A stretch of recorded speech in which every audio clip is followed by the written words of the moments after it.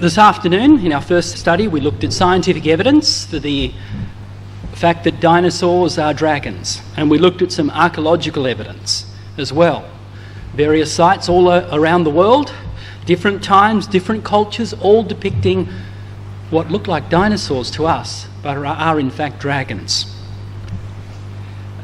This afternoon we want to have a look at the Bible in this study, the biblical case as to why dragons coexisted with man.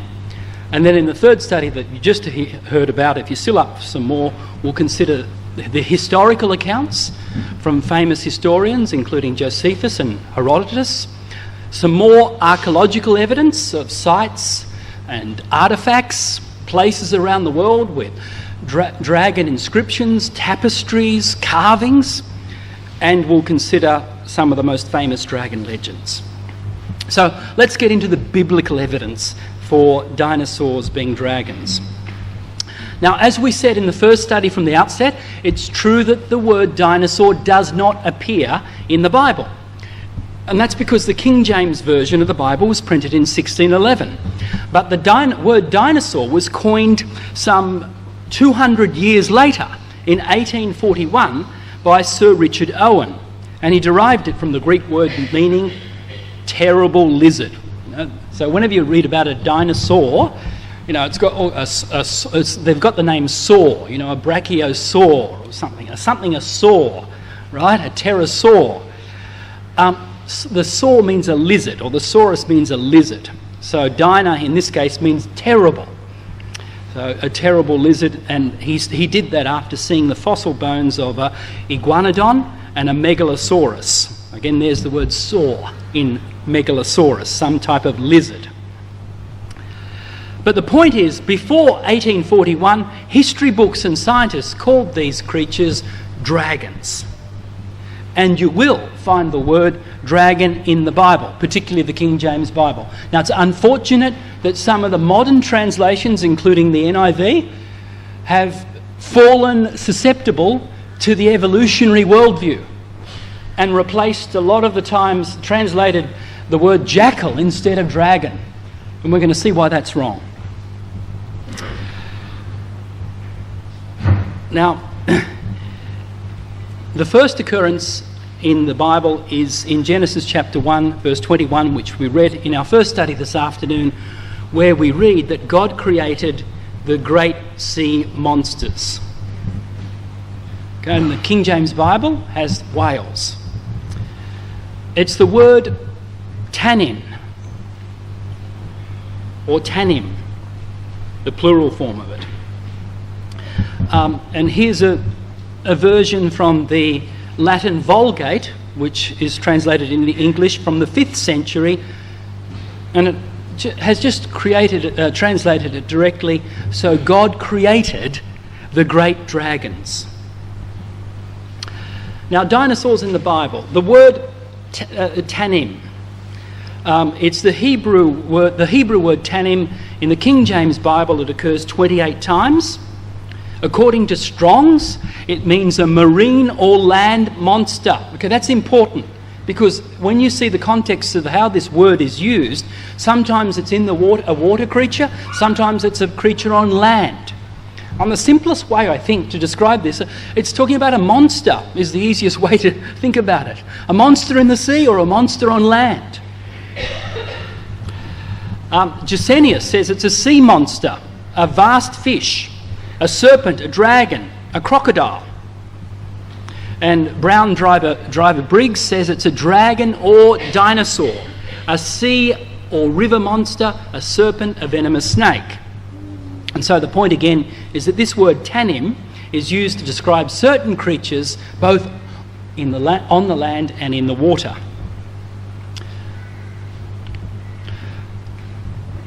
Now, if we look at all the occurrences in the King James Bible, we see it comes out a total of 28 times, the word tannim.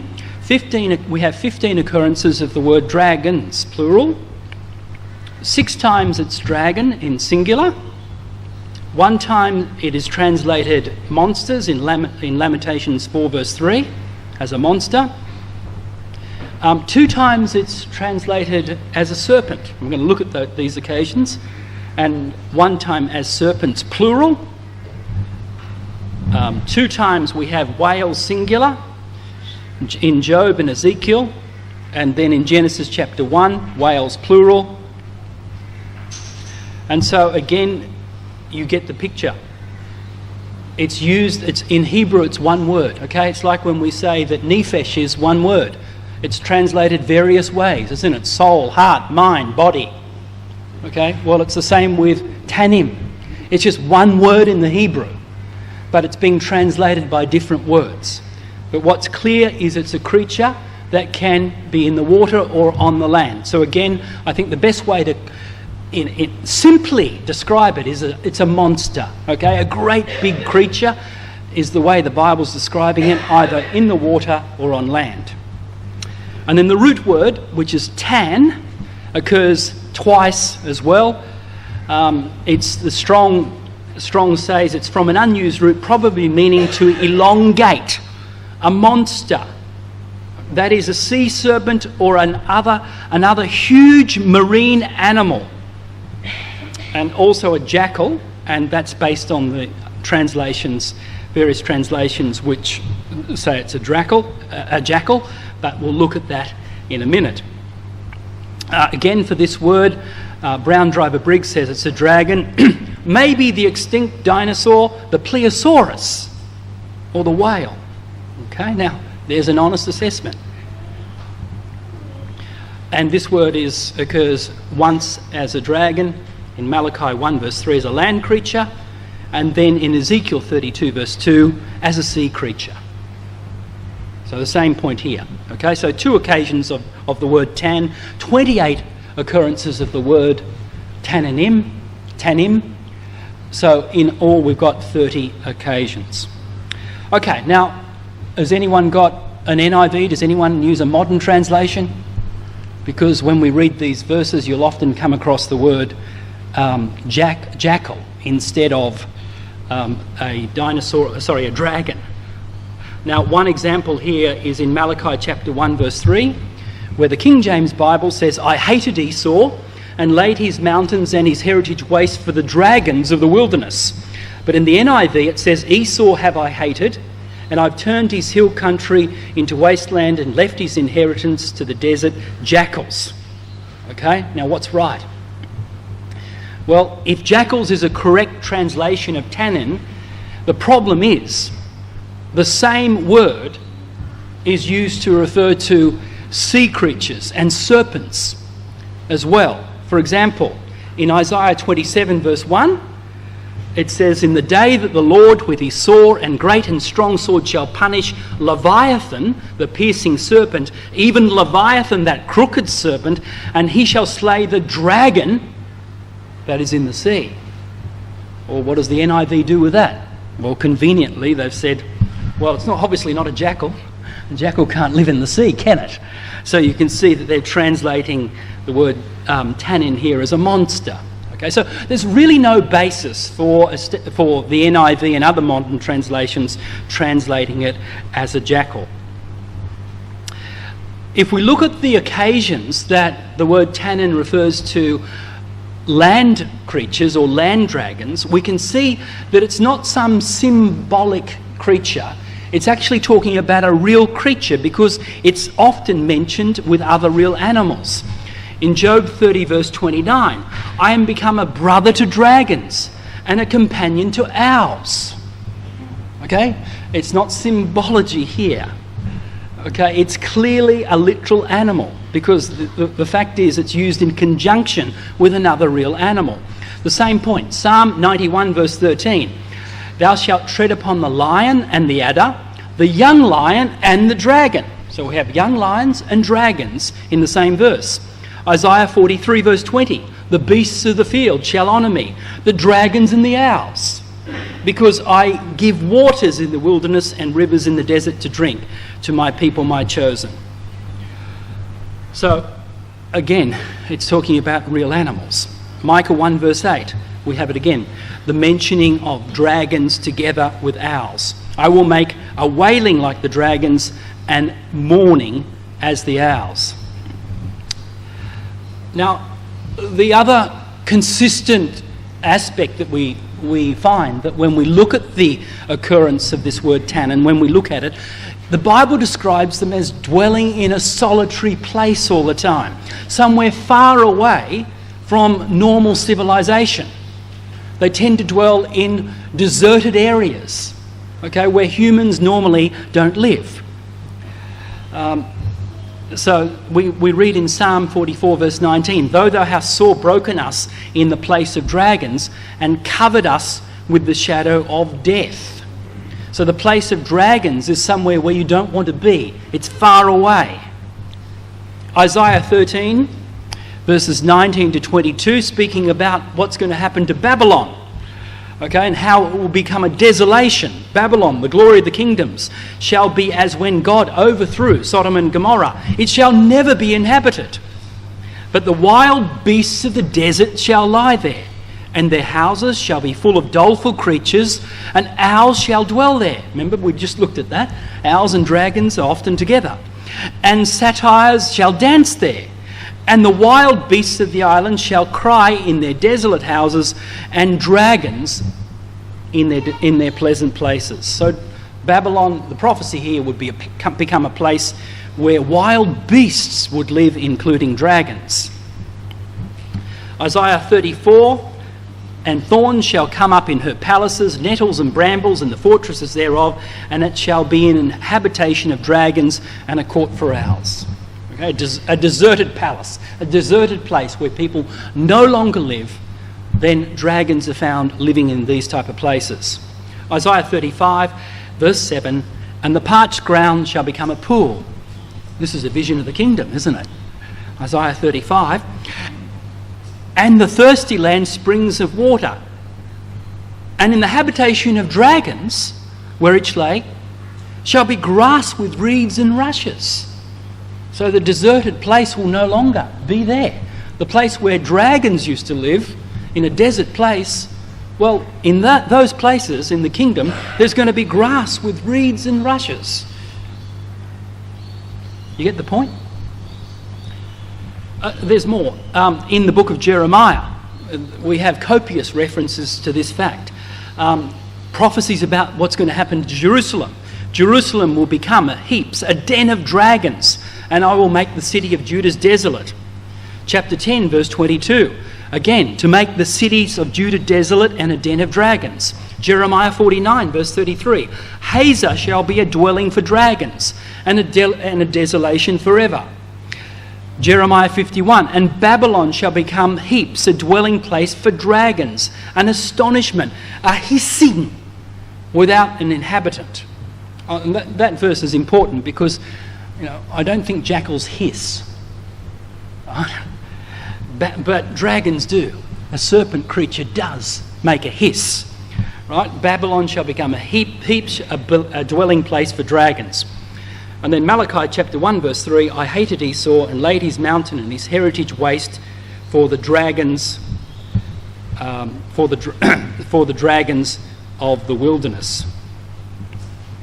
So, the other thing we want to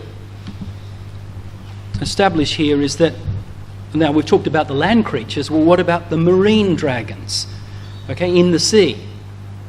And when we look at the occasions on which they occur in the scriptures, it's evident as well. It's talking about a real animal. We read that from Genesis chapter 1, verse 21, God created the great whales. Other translations have it as the great sea monsters. Psalm 148, it will come up. Here we are. Psalm 148, verse 7, praise the Lord from the earth, ye dragons, and all ye deep, and all ye deeps. So the context there is in Psalm, praise the Lord, everything that is in the water, everything that is in the deep, including the dragons. Lamentations 4 verse 3, even the sea monsters draw out the beast. They give suck to their young ones. The daughter of my people is become cruel. like the ostriches in the wilderness. Now, it's the same word, tannin, okay? But what's very interesting about this verse is it says that the sea monsters draw out the beast. So, in Lamentations 4 verse 3, that verse there, even the sea monsters, they draw out the beast. Clearly, they draw out the breast. Clearly, that has to be referring to a mammal, okay? Okay, it can't be referring to a reptile, because reptiles lay eggs. Mammals, right, have babies like humans, and the mother feeds them with her milk. But here's the Bible telling us that the sea monsters, the creatures in the sea, these great creatures, they draw out the breast and give suck to their young. Now, it's interesting that the common sea creature of a dragon is called a plesiosaur, right? A plesiosaur. We looked at the Aborigine painting of one before in the earlier session. Now, it's got the name saurus in it, hasn't it? Which means a lizard. So, from a long time, the scientists believe that this is a reptile. It's not a mammal. That's what they've always believed. But look what happened recently. And here's something that made news in 2011, that they found out that the plesiosaurs carried the young like a mammal. Okay, is their latest finding. Okay, so it reads, plesiosaurs, giant marine reptiles that ruled the ocean 75 million years ago, gave birth to single large babies and maybe even nurtured their young, according to a new study. Okay, so here's the artist's depiction of the plesiosaur giving birth to its young, what would you call it, a calf? Who's the biology expert here? So, like a whale as well, okay? So, before they thought it was a reptile and laid eggs, but now the more they study things, the more they're finding, oh, actually we were wrong. Okay, this creature's actually a mammal. And this confirms the accuracy of what we just read in the Bible, that these sea monsters draw out the breast for their young. Okay, so isn't that amazing? So science changes all the time. They're continually changing their story about things, but the Bible's got it right from the beginning. Psalm 74, it says in verse 12, "For God is my King of old, working salvation in the midst of the earth. You didst divide the sea by thy strength. You broke the head of the dragon in the waters. You broke the head of the Leviathan in pieces and gave him to be meat to the people inhabiting the wilderness." Now, note what's going on here. What's going on here? This is talking about what the wondrous works that God did in delivering Israel out of Egypt. And he's pointing to two things that are wonderful, two things that are humanly impossible. The first thing God did was he divided the waters so that the children of Israel could walk through. The second thing he did that man cannot do is he broke the head of the dragons in the waters. And he gave it to meat for the people. Okay? Now, if that's impossible to do, just like it's impossible for man to divide the waters, then this had to be a huge creature, okay, that God destroyed and gave it to be meat to the people inhabiting the wilderness. So this is one of these little bits of additional information we learn in the Psalms about what happened when the children of Israel came out of Egypt. Isaiah 51 verse 9, "Awake, awake, put on thy strength, O arm of the Lord. Awake as in the ancient days, in the generations of old. Art thou not it that hath cut Rahab," which is a name meaning pride, "and wounded the dragon? Art thou not it which dried the sea, the waters of the great deep, that made the depths of the sea a way for the ransom to pass over?" So again, okay, you've got the same point being made here in Isaiah, that God did two great things, okay? He wounded the dragon, he destroyed the dragon, and he made a way through the sea for the people to walk. Now, often in other places you can say that that's symbolic language, that Rahab and the dragon, God destroyed them. It's speaking about sin. It's speaking about the destruction of Egypt. That's true. but it's based on something that literally occurred. Okay, so the symbology is based on an actual event that occurred. And so there's many other verses in the Bible that are along those lines. The symbology is based on reality. So Isaiah 27 verse 1, we have the words that in that day Yahweh with his sore and great and strong sword shall punish Leviathan, the piercing serpent, even Leviathan, that crooked serpent, and he shall slay the dragon that is in the sea. Now this may be applying, okay, in a symbolic sense, okay, to the nations. But it's based on something that actually occurred literally. It's based on real animals. Ezekiel 29 verse 3 says, "Speak and say, Thus saith Yahweh the Lord God, Behold, I am against thee, Pharaoh, king of Egypt, the great dragon." Okay, so Pharaoh's aligned with a dragon. Okay, but again, it's symbology that's based on a literal animal. Ezekiel 32 verse 2, "Son of man, take up a lamentation for Pharaoh, king of Egypt, and say unto him, Thou art like a young lion of the nations. Thou art as a whale in the seas." Okay, now here's the same word tannin, okay? But the translator on this occasion, the King James Version, haven't used the word dragon, they've used the word whale. Now it's symbolic, isn't it? Obviously it's a symbolic verse, but here they've used the word whale. Now just like whale is a real animal and it's got a symbolic application, so in these verses we're looking at here, dragon is a real animal, but it's being used as in a symbolic sense to represent Egypt and other nations. Jeremiah 51 verse 34 says, Jeremiah 31 verse 54, "Nebuchadnezzar the king of Babylon hath devoured me, he hath crushed me, he hath made me an empty vessel, he hath swallowed me up like a dragon, he hath filled his belly with my delicacies, he hath cast me out." Okay, so obviously that's symbology, but for a dragon it's talking about a huge beast that literally could swallow you up. Okay, that literally could do that. And Jeremiah in his prophecy is saying that's what Nebuchadnezzar has done to Israel. He's crushed them, he's made them like an empty vessel, he's swallowed them up like a dragon. Just in a moment, and there's nothing you can do about it because the dragon is so strong. Okay, now let's come to another interesting usage of the word of tannim, and that's in Exodus chapter 7 and verse 8 to 12. And this is the occasion when Moses and Aaron went into Pharaoh's court and were asked, to ask Pharaoh, "Let my people go. The children of Israel, it's time for them to leave Egypt." Okay, and we know that God gave them some signs that they could prove to Pharaoh that God was with them. And one of them, of course, was the rod that Moses held, that if he threw it on the ground, it would turn into a serpent.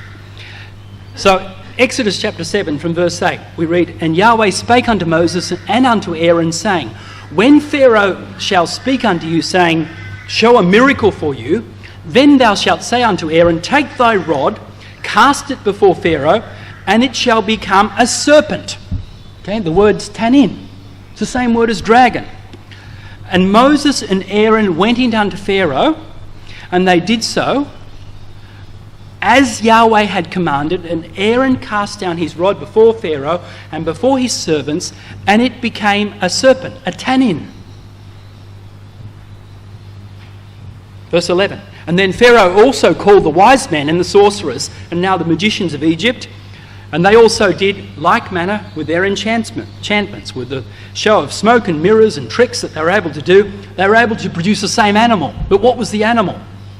Verse 12, "For they cast down every man his rod, and they became serpents," they became tannin. "But Aaron's rod swallowed up their rods." Now, this is interesting because it's not saying the word serpent here is not the same as Moses in front of the burning bush. When he threw his rod down there, it became a serpent. It's a different word. Rotherham translate this word as a sea serpent here. Young's literal version renders it as a monster. It became a monster. And just to confirm this, let's have a look back in Exodus chapter 4, verse 2 to 4. At the occasion, at the burning bush. And Yahweh said unto him, Exodus chapter 4, verse 2, "What is that in thine hand?" And he said, "A rod." Verse 3, and he said, "Cast it on the ground." And he cast it on the ground, and it became a serpent. And it's the Hebrew word nakash. And Moses fled from before it. Okay? This is the same word, right, that is used it's the Hebrew word nakash 31 times in the King James Bible, and it's always translated serpent. And it includes the serpent in Genesis chapter 3. So clearly it's a different word.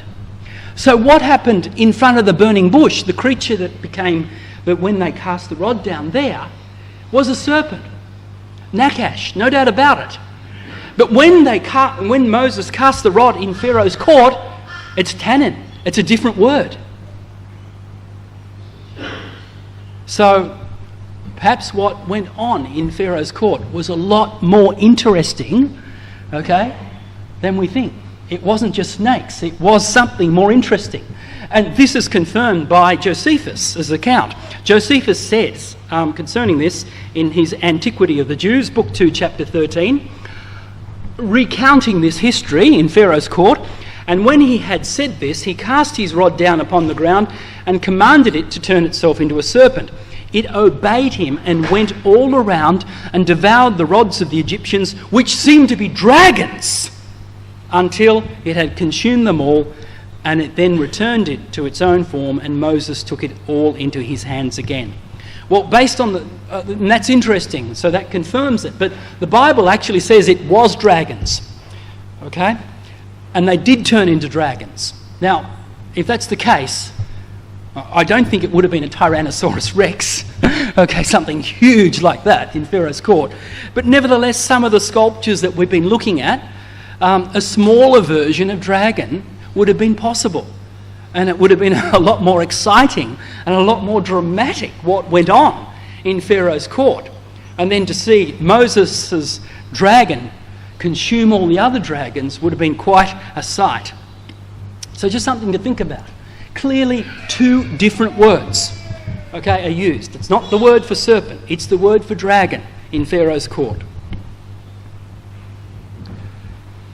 Okay, let's move on to our reading for this afternoon, which is Job chapter 40 and verses 15 to 20. The first animal that we read off was the behemoth. So the question we first must ask, is this a metaphorical or a real animal? Is it a symbol or is it a real animal? Well, if you look at the context in Job 39, Job is relating a number of real animals, including wild goats, the ostrich, and the eagle. So the context would indicate that it's talking about a real animal. It's described in verse 15, this behemoth, as being made by God and contemporary with man. Now, I think the common view in the Brotherhood so far is that the behemoth is either a hippopotamus, or an elephant. But the problem is, how do we explain verse 17, where it says it's got its tail is like the cedar tree?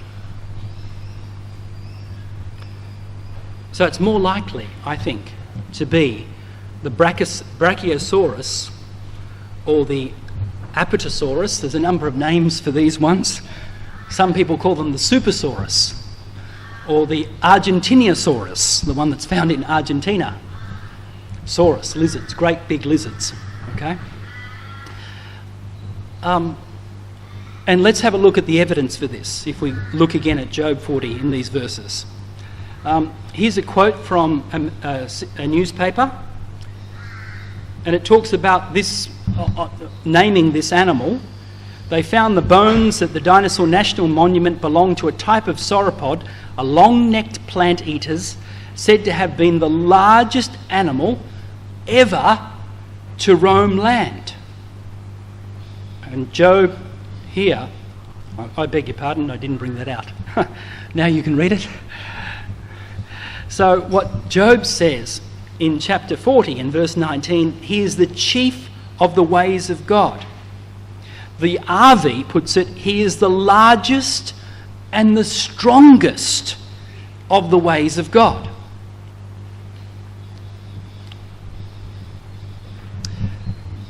And here is a large Brachiosaurus compared with a 1.8 metre tall person. Clearly, the largest and the strongest ways of God. Then it says, let's consider this again. He moves his tail like a cedar. Okay, this is a cedar tree, right? So this is huge, isn't it? A cedar tree is huge. Now, so it's got a huge tail, but it doesn't really fit an elephant, does it? Huh? What about a hippopotamus? Not really. Something's wrong. But what about this fella? That looks a lot better, doesn't it? And let's look closely at that. He makes his tail, the ESV translates it, he makes his tail stiff like a cedar. Okay, now I think the AV has it as well. If you look at the margin in verse 17, he moveth his tail like a cedar. The margin said, he setteth up his tail like a cedar. And so they found and discovered that with these large creatures, the Brachiosaurus and the Apatosaurus, the Argentinosaurus, the Supersaurus, when they they didn't just dangle their tails along. They were straight out, stiff.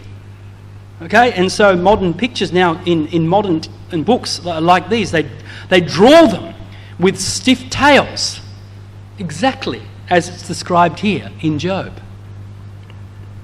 Isn't that interesting? So it wasn't until recently that modern science discovered that many of these dinosaurs would walk holding their tails like this, stiff as a beam. And they say they most likely did this for balance. They needed to counterbalance when they walked so that they would not topple over. Another says in Job 40 verse 15, he eateth grass like an ox. And then in verse 21, he lieth under the shady trees in the covert of the reed and fens. And so you'll often find pictures of these animals. They found them dwelling in rivers or shallow areas where reeds were. And it's also a description by the way of a herbivore, isn't it? In verse 16, lo now his strength is in his loins and his force is in the navel of his belly. Okay, this animal is huge. It's describing a bulky bodied animal. The shady trees covered him, verse 22, with their shadow. The willows of the brook encompass him about. I mean, there's so many pictures like this where you find this, the paleontologists and the historians, just the evolutionary viewpoint, they say this is the environment in which this creature lived. Now if we have a look at verse 18, it says, his bones are as strong pieces of brass, his bones are like bars of iron. Well, that's interesting. Now, here's what one man in America has done. He set up this especially. Basically, he had one bone, one fossil, I think it's the one he's holding, and from the dimensions of that, he was able to extrapolate the rest of the leg. Okay? Look at the size of it. Okay? And so it confirms what Job is saying. His bones are as strong pieces of brass. His bones are like bars of iron. So to support 100 tons of weight, his bones would have to be extremely strong. So I think there's a lot of evidence, don't you agree, that Job 40, verse 15 to the end, the behemoth is actually talking about one of these supersauruses or ultrasauruses. Let's move on to the Leviathan. Now this is a bit harder. It's been a bit harder for me to come to grips to what type of animal this could be. It's quite an interesting study in this chapter. And the Hebrew word, Leviathan, okay? And we've actually been reading it a few times so far. It's mentioned together with dragon often. It's from a word, lava, which means to twine, to cleave, to join. Strong says it's a wreathed animal, that is a serpent, especially a crocodile or some other large sea monster. And the word wreathed here is in the sense of, means to circle or encircle, to surround. Brown Driver Briggs says it's a sea monster, a dragon, a large aquatic animal, perhaps the extinct dinosaur or the plesiosaurus. And in the King James Bible, it occurs 5 times, and 6 times, and on 5 occasions it's Leviathan, and in Job 3 verse 8 it's translated as mourning, in the sense as, look, if you raise this creature up, you'll be dead, you'll be mourning, people will be mourning for you. It's so fearful. Now,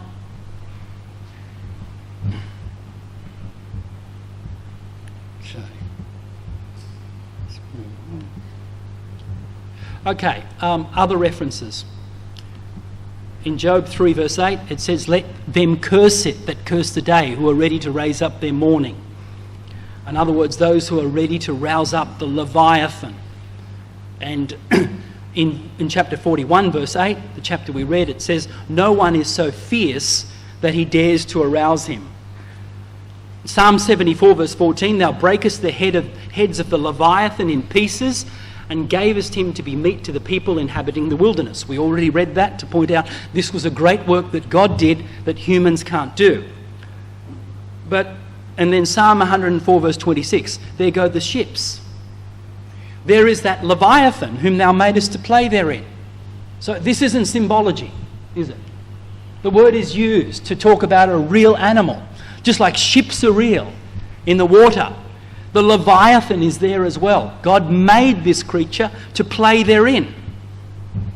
Isaiah 27 verse 1, in the day that Yahweh with his sore and great and strong sword shall punish Leviathan, that piercing serpent, even Leviathan, that crooked serpent, he shall slay the dragon that is in the sea. This verse symbolic, but based on literal.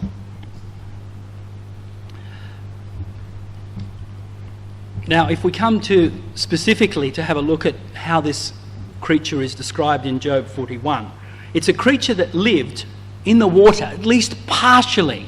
And we know that from verse 1, it says, can you draw him out with a hook? Right? Talking about fishing. Can you go fishing and catch this one? Verse 7 refers to fishing spears. Verse 31, we have references to this creature being in the deep, in the sea. So it's clearly a creature that can live in the water. Verse 1 to 5 says it could not be captured. Verse 6 to 17, the summary of that is that man could not kill it for food. But the psalm says God did it. In verse 18 to 22, his breath kindled coals and fire came out of his mouth. Now that's interesting. I'll talk about that in a second. And his skin was too tough for spears or arrows. And his belly is like sharp stones. Potsherds in the ASV translation. In other words, like broken pieces of pottery. And verse 29 to 34 say he was the king of the beasts. Now, a lot of translations and a lot of people studying this suggest that this animal is the crocodile. But you think about that, well, it can't be the crocodiles we know, because you can capture them. You can throw a spear through it, right? You can kill it for food. Its skins, it's tough, but still, spears and arrows will break through it. So it can't be a crocodile. Well, what about Brown Driver Briggs' suggestion before of a plesiosaurus or a Kronosaurus? Is another word. This is the family of the pliosaur, the Kronosaurus. You can see how huge they were. Great big creatures, weren't they? Bigger than a whale, even bigger than a T-Rex. Just enormous creatures. But the problem with this is that the Leviathan, we read in Job 41, is not restricted to the ocean. It's able to travel on the land as well. Read carefully, verse 30. His underparts are like sharp potsherds, and he spreads out like a threshing sledge on the mire. So it's telling us about a creature that can walk on the mire, on the mud, if you like. Okay? The NIV says he leaves a trail in the mud like a threshing sledge. So it's obviously a creature in the sea that's able to come out of the water, isn't it? So what type of creature are we talking about? Now, I think a crocodile is the right idea, okay? But a very different crocodile from what we're acquainted with. This one is called a Sarasuchus. It was a huge crocodile, absolutely huge.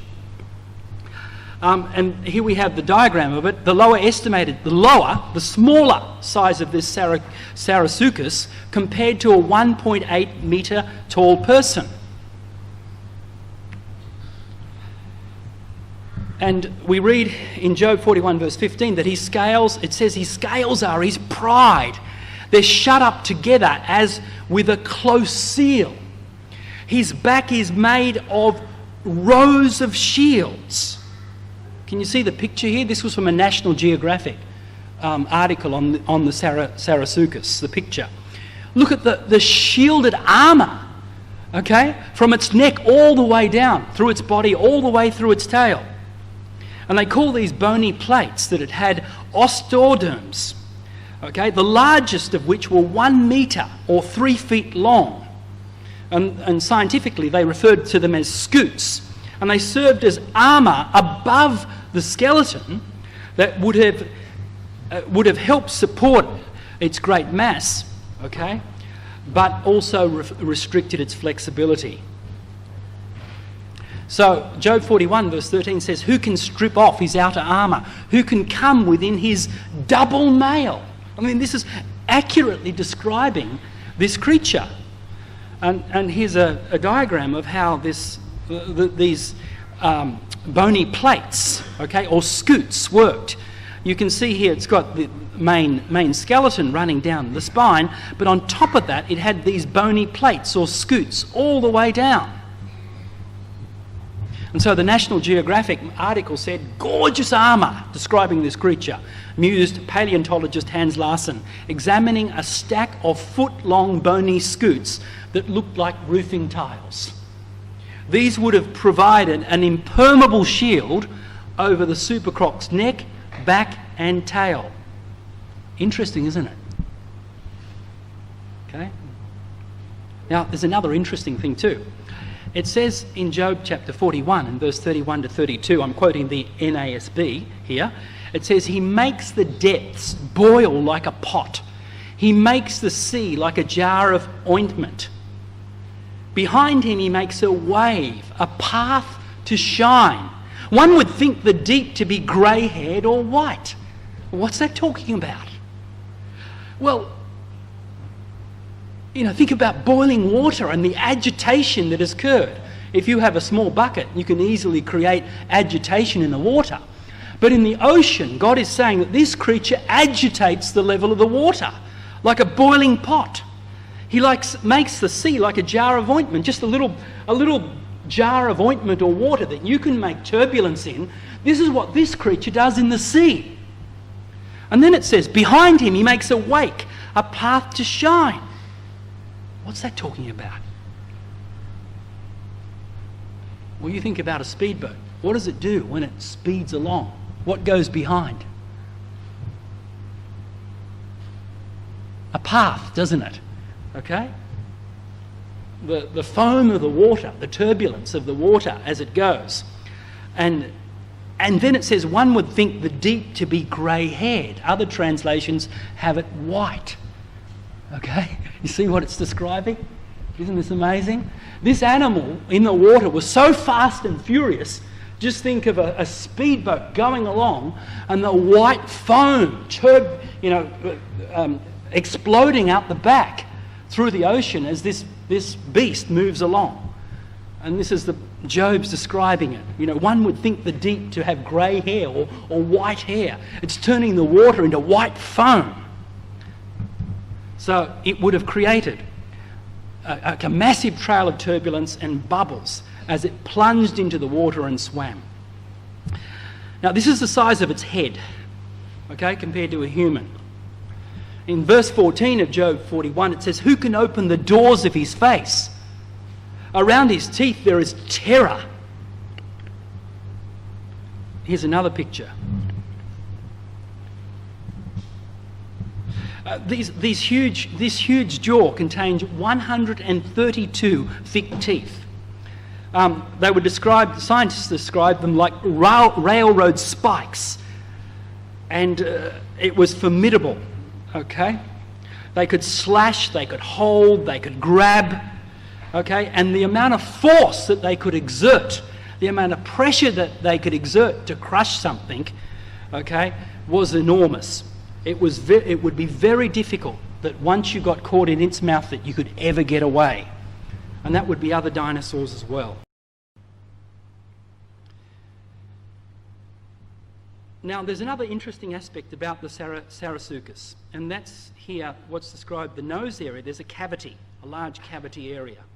The National Geographic article describes that the swollen end of the snout houses an enormous cavity under the nostrils, meaning this croc may have had an enhanced sense of smell and a most unusual call. That's possible. An unexplained bulb, but we don't know. They're saying they don't know. They're just suggesting that's what that huge cavity was there for. So it's got this unexplained bulbous snout with an enormous cavity. Well, perhaps this is the answer to the words we debate most about in this chapter when considering the Leviathan, is the words about in verse 19 to 21. How did it produce fire? Out of his mouth go burning lamps, and sparks of fire leap out. Out of his nostrils goes smoke, as out of a seething pot or cauldron. His breath kindleth coals, and a flame goeth out of his mouth. Now, just think about this for the moment, okay? Is it impossible that some dinosaurs could have breathed fire? Now, one example here is a Parasaurolophus. And here it is a picture. And you look at the cone on its head, like a horn back. And at first they thought with this particular creature that it must be for, fishing, like a snorkel. It could go through the water and, keep breathing and eat fish to its heart's content. But they proved that wrong because there's no hole in it. There was no area for air to get in and for it to breathe. And so one possibility for this particular creature was that was used as a combustion chamber to produce fire. Now, this may sound a bit radical or extreme at first to think that this was possible, but we're dealing with what the Bible says actually happened. And Job is describing literal creatures and what they could do. Now, if we look around at animals today, we may be able to, our understanding may be helped that certain dinosaurs may have been able to breathe fire. Has anyone heard of the bombardier beetle? Okay. Have you seen a YouTube? You just go home and enter this on YouTube and look at a video of what the bombardier beetle can do to destroy or frighten away a spider 5 times, 10 times its size. Okay? It has an enormous ability for its size to produce a hot ray of gas, hydrogen peroxide, a lethal mix that absolutely terrifies any creature that comes close to it. Now, how God can create this in a little tiny beast, this ability, why can't he create it in a big beast as well? There's other examples, the electric eel. Okay? Does anyone know how much, if you touch one of these, what's the voltage charge you're going to get? 400 volts. Okay? A shock of 400 volts is what you'll get. Okay? And it's amazing that when two of them are mating, they're giving off that shock of 400 volts, but they don't destroy each other. wonderfully made, fearfully and wonderfully made are the creatures of God. But here's another example of enormous power that God has given an animal that we would think strange, but he's done it. What about the spitting cobra? Okay? It's able to spit out a venomous ray directly into the eyes of the animal or even humans who is approaching it. So the point here is, we can see in nature around today evidence that God has provided certain animals, with ability to give a strong shock, a strong flame of gas.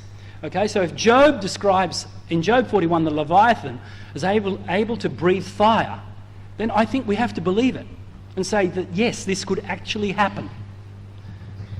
Okay, and the historical evidence and the legend evidence will confirm that around the world, that they speak about these creatures being able to breathe fire.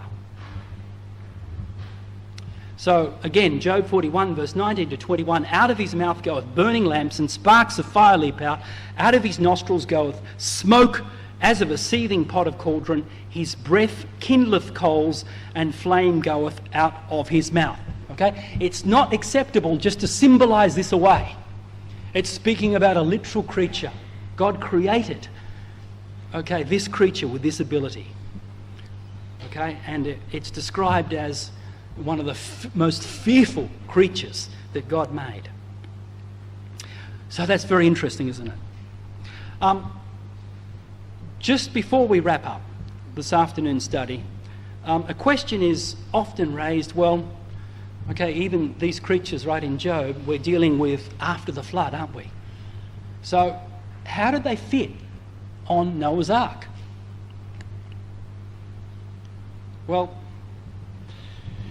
this question is often raised. The ark was 15 metres high, and some adult sauropods would have been up to 17 metres high when lying prostrate. And you think about all the different dinosaur kinds and species. Again, we have to listen to what the Bible says. In Genesis chapter 6 verse 20, it says that 2 of every kind of bird, of every kind of animal, and of every kind of creature that moves along the ground will come to you to be kept alive. Okay? And that includes the dragons. So the point is, I think, that they didn't have to take them fully grown onto the ark. They could have been young. They could just babies. And people argue that all Noah needed to do in certain cases was to take the eggs on board. So this was possible. Another important thing is not all dinosaurs were big. And so the largest started out small, even the largest started out small. Then they argue that, the evolutionary point of view, that there's too many types of dinosaurs to fit on Noah's Ark. So, for example, with the big, huge beasts, the behemoth that we considered in Job 40, the Apatosaurus, and there's the Diplodocus, there's the Supersaurus, there's the Argentinosaurus. How are you going to fit all them on? There's too many. Well, you see, the answer to that is that when Noah was told to bring all the animals, he wasn't told to bring all the species on board. He was told to bring of every living flesh, 2 of every sort shalt thou bring to the ark, to keep them alive, male and female, of fowls after their kind. Okay, not every species. Of cattle after their kind. Okay, so with dogs or cats, he didn't have to bring every breed and species of dogs. He just needed 2 dogs. With cats, he just needed 2 cats. Okay? Didn't have to bring everything on board that we see around us in the world today. And so they're different species but the same kind. So for example, in the Ceratopsia world, you have different species, but it's the same kind. And when it comes down to it, there's only about 50 dinosaur kinds that Noah needed to bring on the ark. Another really interesting thing about the flood is dinosaur footprints and eggs. All over the world there are dinosaur footprints, that they find. Not just dinosaur fossils of their bones, but dinosaur footprints. Now, how can you have a dinosaur footprint preserved in the rock all over the world, in different places? And there's also eggs as well, with the unborn embryo still there. How on earth did that happen? So here's an example of, dinosaur footprints. And notice it's straight too. They're not wandering around.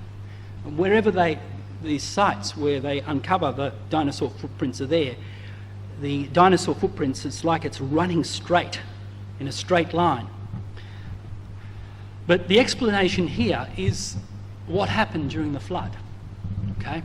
Now, often we think of the flood as the waters gradually rising, okay, in a very straight line. But in actual fact, when you think about it, there would have been plate tectonics, okay? There would have been tsunamis occurring all over the world. There would have been the lunar tides pulling things.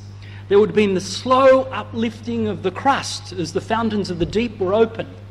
So it wasn't, and I don't think this comes out clearly on the slide here, I don't know if you can see it, but what it's suggesting is that the way the water would have risen is it went up and down and up and down, okay? So what the dinosaurs would have done is they would have fled to the higher ground. And the smaller or the younger dinosaurs would have been destroyed first, but the bigger ones would have survived. And so to cut this short, the ground, from all the rain and everything going on, would have been very muddy.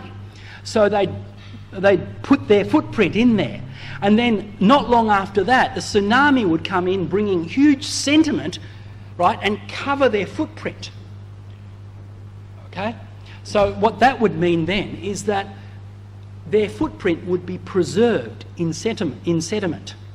So that later on, as we see today, that eventually when a rock face is eroded due to wind and various weather effects, these footprints are revealed. So I think I'm just trying to say that the footprints and the eggs are the same, really, is evidence of a global flood. There's no other way that dinosaur footprints and even soft, fragile eggs could be preserved. They were rapidly buried, rapidly covered. Okay? I'm sorry I rushed that a bit, but I hope you get the point. So let's conclude here. God created dragons, dinosaurs, at the same time he created all other creatures 6,000 years ago. Soft tissue and red blood cells found in fossilised dinosaur bones proves that dinosaurs can't be 65 million years old.